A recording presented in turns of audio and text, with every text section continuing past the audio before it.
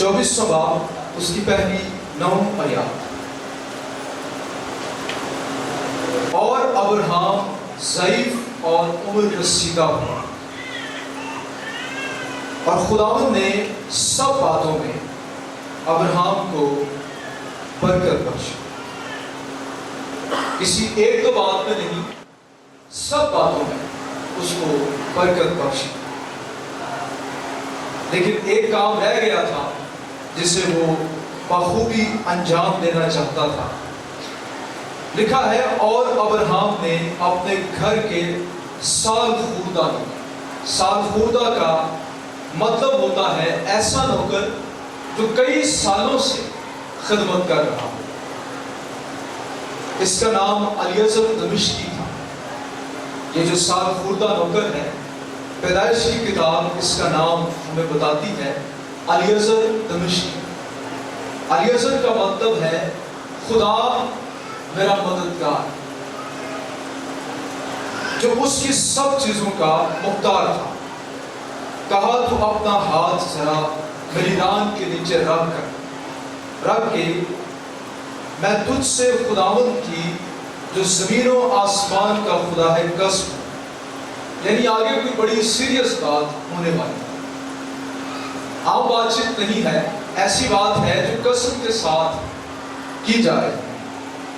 बात क्या है कि तू केनानियों की बेटियों में से, केनानी वो लोग जिनके दरमियान अब्राहम रह रहा था, जिनमें मैं रहता हूं, किसी को मेरे बेटे से नहीं ब्याहेगा, बल्कि तू मेरे वतन में, जो अब्राहम का वतन था, मेसोपोटामिया से वो निकला और उसके करीब हारान का इलाका था, जहां पर उसका भाई नहूर, उसका घराना बसा हुआ था। नहूर का बेटा था बैतुएल, जो उस इलाके में रहता था। बल्कि तू मेरे वतन में मेरे रिश्तेदारों के पास जाकर मेरे बेटे इसहाक के लिए बीवी लाएगा। उस नौकर ने उससे कहा, शायद वो औरत इस मुल्क में मेरे साथ आना ना चाहे, तो क्या मैं तेरे बेटे को उस मुल्क में जहां से तू आया फिर ले जाऊं? तब अब्राहम ने उससे कहा, खबरदार, तू मेरे बेटे को वहां हरगिज ना ले जाना। खुदावंद आसमान का खुदा, जो मुझे मेरे बाप के घर और मेरी ज़ादे बूम से निकाल लाया। ज़ादे बूम का मतलब होता है जहां मैं पैदा हुआ, जिसने मुझसे बातें की और कसम खाकर मुझसे कहा, मैं तेरी नस्ल को ये मुल्क दूंगा। जो कि उसने कसम खाई है कि ये मुल्क मैं तुझे दूंगा, इसलिए खबरदार, तू मेरे बेटे इसहाक को वापस ना ले जा। वही तेरे आगे आगे अपना फरिश्ता भेजेगा कि तू वहां से मेरे बेटे के लिए बीवी लाए। और अगर वो औरत तेरे साथ आना ना चाहे, तो जबरदस्ती नहीं करती, तो तू मेरी इस कसम से छूटा, पर मेरे बेटे को हरगिज वहां ना ले जाना। उस नौकर ने अपना हाथ अपने आका अब्राहम की रान के नीचे रखकर उससे इस बात की कसम खा ली। आज जो मेरा मौजू है वो है इसहाक के लिए बीवी। ये जो हवाला है, पूरा चैप्टर इस पर मुख्तस किया गया।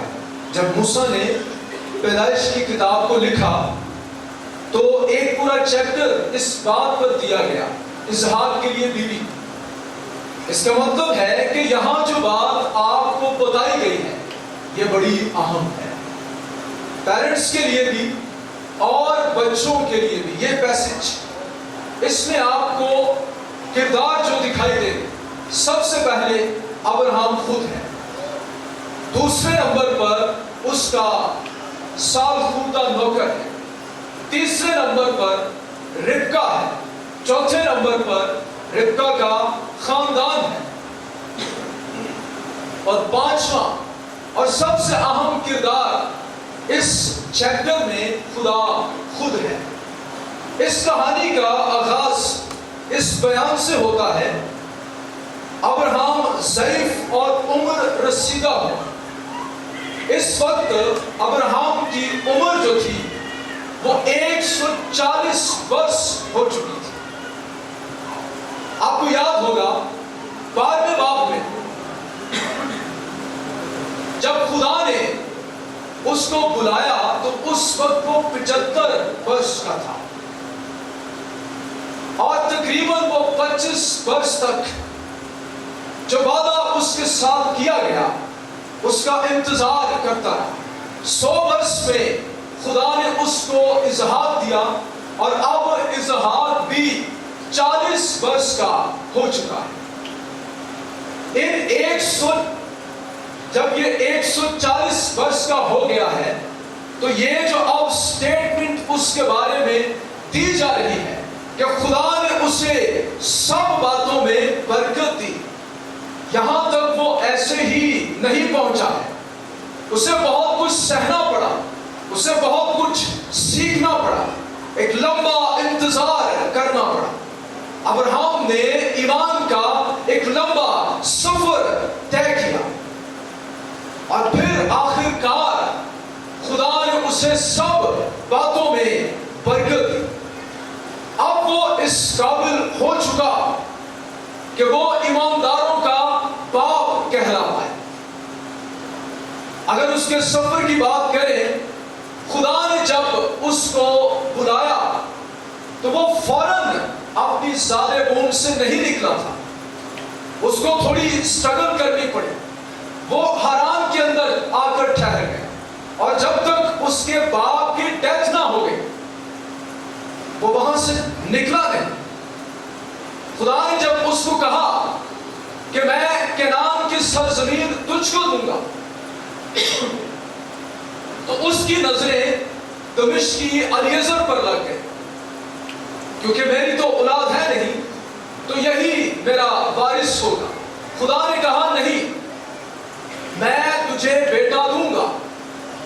پھر وہ سمجھا کہ چلو بیٹا ہی دینا ہے تو کیوں نہ اسماعیل میرا فرزند ہو جائے، لیکن خدا نے مزید واضح کیا، خدا نے کہا نہیں، اسماعیل بھی نہیں ہوگا، میں سارا سے تجھے فرزند دوں گا۔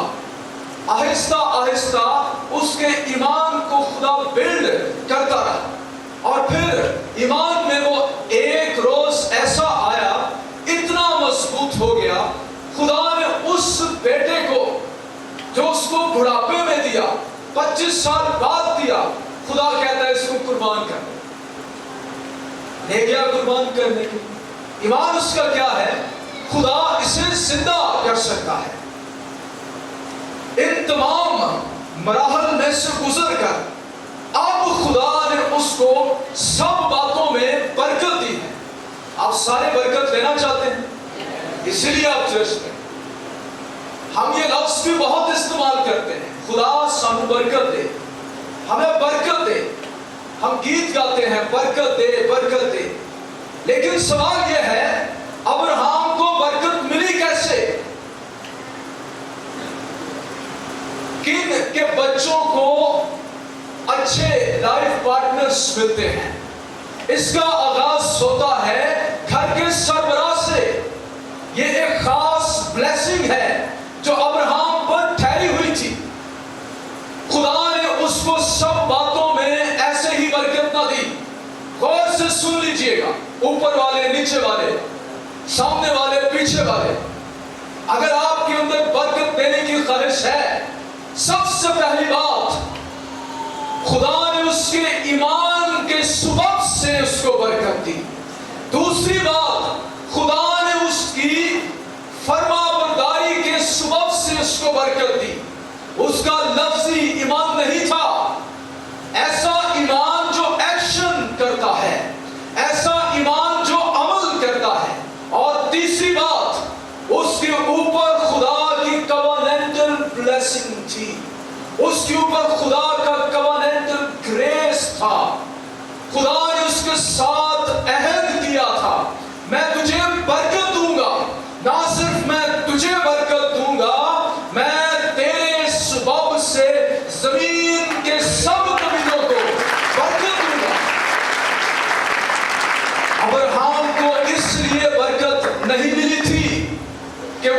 समझदार कारोबारी जहन रखने वाला शख्स था। ये खुदा का ग्रेस था उसके ऊपर, लेकिन एक गलत फैसला सब कुछ बिगाड़ सकता था।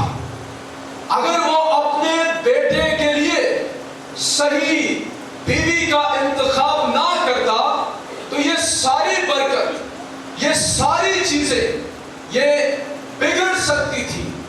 आगे वाली जो मुस्तकबिल की जिंदगी उसकी और उसके बेटे की थी वो मुख्तलिफ हो जाती।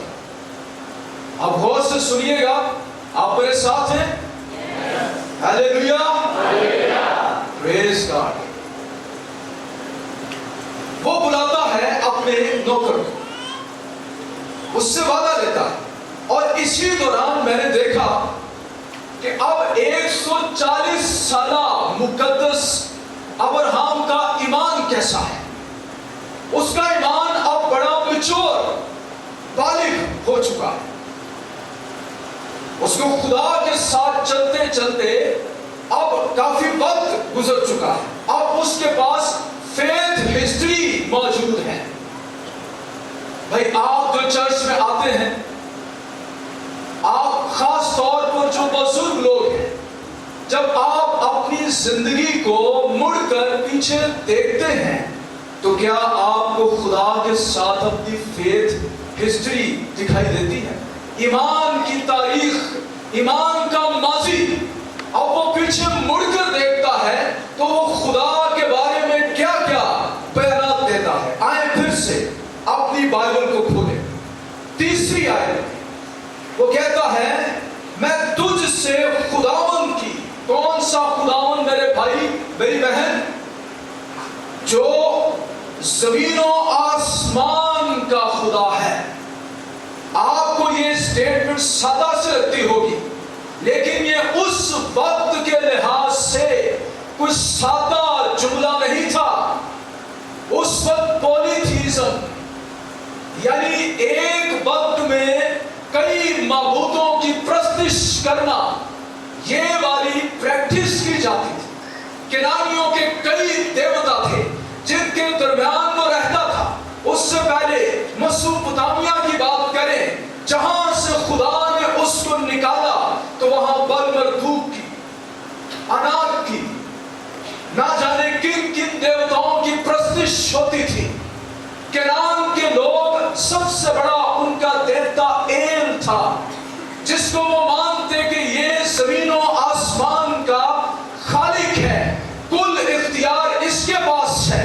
उसकी बीवी अशीरा, उसकी वो प्रस्तिश करते। एक और देवता बाल जो बड़ा मशहूर था, बाद में इसराइलियों ने यहोवा के बरखिलाफ सबसे ज्यादा उसकी प्रस्तिश की। बाल की बीवी थी अस्तारात, बराबरी की देवी, लस्ट की, शहवत की, मोहब्बत की, रुमान की देवी, जिसकी प्रस्तिश में केनानी लोग गलत हरकत करते, मजहब के दायरे में, जुमरे में गुनाह वो करते और कहते ये हमारी मजहबी रस्मात हैं। मलकून देवता, उसकी वो प्रस्तिश करते। उसकी प्रस्तिश में वो अपने बच्चों को आग में जलाकर कुर्बान कर देते। तेजून की वो प्रस्तिश करते, जिसकी प्रस्तिश बाद में फलस्तीनियों ने की। लेकिन इन सब के दरमियान रहते हुए अब्राहम ने तजुर्बे के साथ मालूम कर लिया था कि आसमान और जमीन का अगर कोई खुदा है तो वो यहोवा खुदा है। आप तालियां जरूर मारिएगा, मिलकर बजाएंगे तालियां, लेकिन उससे पहले जरा सुन लें इस मुकाशफे तक वो पहुंचा कैसे था। वो ऐसे ही इस नतीजे पर नहीं पहुंचा था, उसने खुदा की कुदरत का एक्सपीरियंस किया था।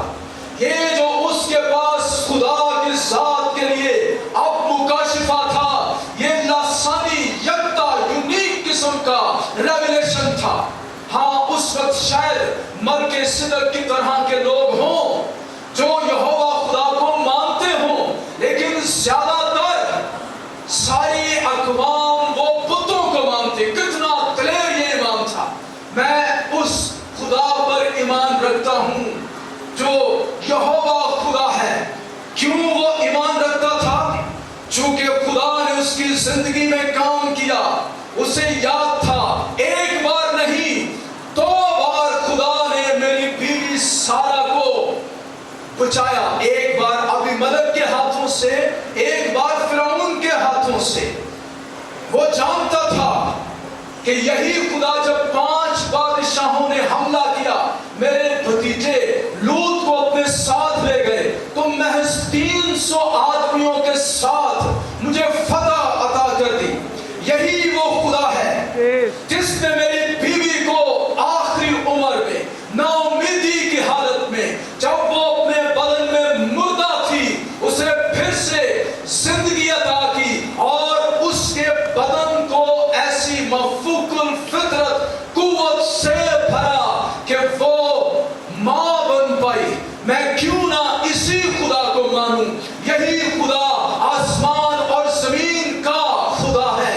ये उसकी फेथ हिस्ट्री थी। वो ऐसे ही इस बात पर ईमान नहीं रखता था। उसका ईमान अब बड़ा मैच्योर हो चुका है। मसीह को आगे कहता है,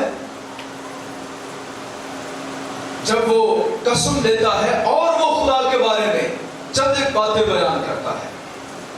कहता है, खुदावंद आसमान का खुदा जो मुझे मेरे बाप के घर और मेरी सादे वूम से निकाल लाया, जिसने मुझसे क्या की? बातें की। ये शख्सी खुदा है। ये मेरा पर्सनल गॉड है। ये मेरे पास आया था। मुझे याद है, मैं बलूत के दरख्त के नीचे बैठा था, 3 आदमी आए। उन्होंने आकर मुझे बताया सदूम और अमूरा के बारे में। ये सिर्फ उत्ते आसमाना पे बैठा खुदा नहीं, ये एक पुरस्कार खुदा नहीं जो ऊपर ही बैठा बातें करता रहता, ऑर्डर देता रहता। ये मेरे पास भी आया था, मैंने उसको देखा है। और बाइबल ये कहती है, अब्राहम खुदा का दोस्त, उसे खुदा का दोस्त बाइबल कहती है। मेरे अजीजों, आपकी जिंदगी में पर्सनल रेवलेशन ऑफ गॉड, ये बड़ी अहम बात है। हम बड़े बड़े लफ्ज तो प्रस्तिश में, दुआओं में उस खुदा के बारे में बोलते हैं, लेकिन कभी उन्हें गाली की थी तेरे नाम की नहीं। कभी कुछ सट वजी हो गई तेरे दिल दे विच, तू कल खुदा दा कलाम करता होवे, सिर्फ इधरों जाके इधरों निकली ना होवे, बल्कि तेरे दिल में ठहर गई हो। कोई ऐसा इतवार, कोई ऐसा संडे आया हो जिसमें रूटीन के मुताबिक तू चर्च में आया, खादिम कलाम सुना रहा है, तू आज यही देखने आया, कोई नया खादिम आया, चलो कलाम सुन ले। लेकिन इसी दौरान खुदा ने तेरे साथ बात कर दी। तूने महसूस किया, ये तो आज मेरे लिए कलाम है, खुदा मेरे साथ बात कर रहा है, खुदा बोलता है, खुदा ने मेरे हालात के मुताबिक मुझसे बात की। खुदा उसके पास आया। और फिर अब्राहम ने सदूम के लोगों के लिए शफाअत की। खुदा ने कहा, इसको बताना जरूरी है कि मैं क्या करने जा रहा हूं। हमारा खुदा ऐसा खुदा, शख्सी खुदा, ऐसा मुकाशिफा उस वक्त बाकी कौमों के पास मौजूद नहीं था जैसा अब्राहम के पास मौजूद था। ना सिर्फ वो ये कहता है, बल्कि वो कहता है, मेरा खुदा अहद का खुदा है। तीसरी बात, तीसरी किस्म का रेवलेशन जो उसके पास मौजूद था, उसने मेरे साथ वादा किया है। जब वो मुझे मेरी सादे वूम से निकाल कर लाया, तो उसने कहा था, यही सरजमीन, केनान की सरजमीन मैं तुझे दूंगा। तेरी औलाद आसमान के सितारों की मानित, रेत के जर्रों की मानित। मैं आज चाहे 140 वर्ष का हो गया हूं, मेरी ताकत शायद वैसी नहीं रही, उम्र रसीदा हो गया हूं, लेकिन ये मुकाशिफा, ये रेवलेशन, ये अहद का खुदा, इसके बारे में ये जो रेवलेशन है, डे बाय डे मैच्योर होता गया है। मैं मजीद उस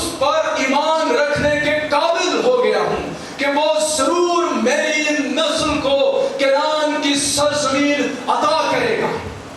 اگلی بات کو کہتا ہے تو گھبرانا، تو جا میرے بیٹے کے لیے بیوی کو لے کر آ۔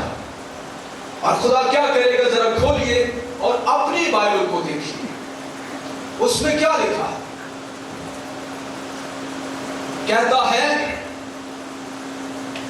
وہی تیرے آگے آگے اپنا فرشتہ بھیجے گا کہ تو وہاں سے میرے بیٹے کے لیے کیا کرے؟ بیوی لائے۔ اب آپ سمجھے گے یہ تو چھوٹا سا معاملہ ہے، ہمارے لیے چھوٹا سی ہوتا ہے۔